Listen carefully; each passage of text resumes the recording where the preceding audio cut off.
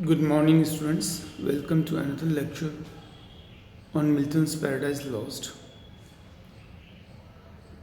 In my last lecture on the same poem, I told you that Adam was the first man and Eve was the first woman. और उन्हें भगवान ने garden of Eden में रखा था and they were immortal. Okay, फिर भगवान उस समय कुछ नहीं था. भगवान उनके देवदूत who used to obey him, जो उनकी भगवान की आज्ञा का पालन किया करते थे, एडम एंड ईव. तो भगवान ने सबसे कहा कि भाई जैसे आप मेरा रेस्पेक्ट करते हो ऐसे एडम एंड ईव का करो, उनकी बात मानो. बट बीलजेबब जो वोल्टेड अगेंस्ट गॉड, बीलजेबब ने भगवान के खिलाफ विद्रोह कर दिया, thinking that with the help of his companions, with the help of his followers and supporters, he would be able to defeat God. Revolted against God. लेकिन युद्ध हुआ. युद्ध में भगवान ने बीलजेबब को हरा दिया and put him into prison. नरक में डाल दिया. Hell, called hell, जिसका वर्णन पोएम में आएगा. नरक में डाल दिया. फिर नरक में अब भगवान ने जब एडम और ईव बनाए थे and put them into garden of Eden, God gave them each and every freedom. They were free to do whatever they liked. बस एक रेस्ट्रिक्शन था.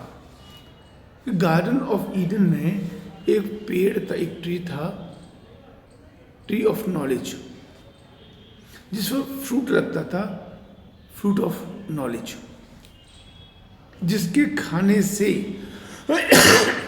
आदमी को अकल आ जाती. उस समय तक एडम और ईव बिल्कुल इनोसेंट थे, without knowing anything, without feeling anything.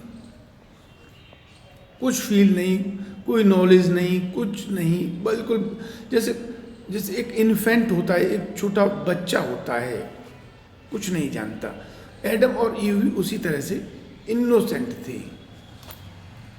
तो भगवान ने सिर्फ उन्हें वो फ्रूट खाने के लिए मना किया, फ्रूट ऑफ नॉलेज. इधर जब भगवान ने बीलजेबब को हरा दिया तो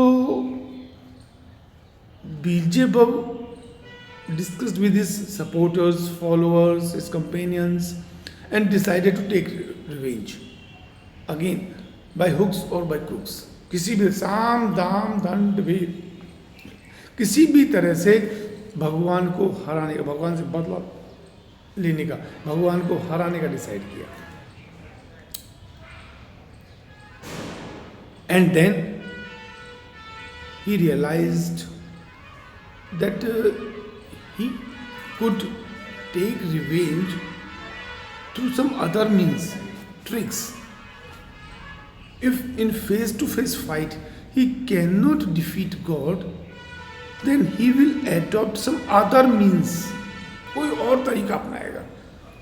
और उसने फिर एडम और ईव को अपना इंस्ट्रूमेंट बनाया, हथियार बनाया, भगवान से रिवेंज लेने का. और फिर एक दिन उसे चांस मिलता है और वहाँ वो गार्डन ऑफ ईडन में पहुँच जाता है and he comes across Eve who at that time was all alone and Beelzebub makes efforts and succeeds in seducing Eve. फुसलाने में, ईव को फुसलाने में सक्सेसफुल हो जाता है और ईव उसकी बातों में आकर वो fruit of knowledge which was forbidden भगवान ने मना किया था। उस बिल्जेबुल की बातों में आकर वो उस फ्रूट ऑफ नॉलेज को खा लेती है, और जैसे फ्रूट ऑफ नॉलेज खाती है उसे ज्ञान हो जाता है, नॉलेज हो जाती है। बिल्जेबुल वहाँ से चला जाता है।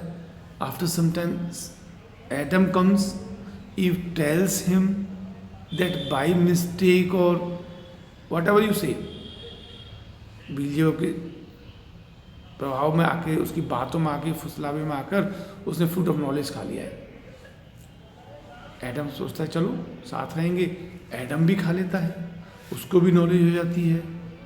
After some time God comes to know that Adam and Eve have tasted fruit of knowledge. भगवान को गुस्सा आता है, मना किया था, तुमने मुझे डिसोबे किया है।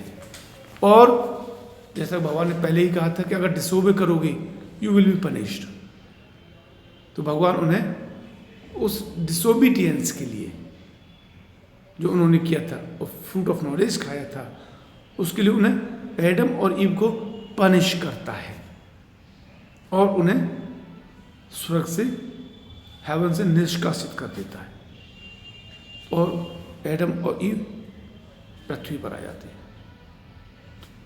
When they were living in Garden of Eden, they were immortal. लेकिन जैसे ही पृथ्वी पर आते हैं they were mortal हो जाते हैं। And for all the woes, miseries, diseases and all the bad things come into their life. धीमे धीमे उनकी लाइफ में ये सारी चीज़ें आ जाती हैं। तो this is the outline of the story which I wanted to tell you so that you can understand the poem in a proper way. Thank you.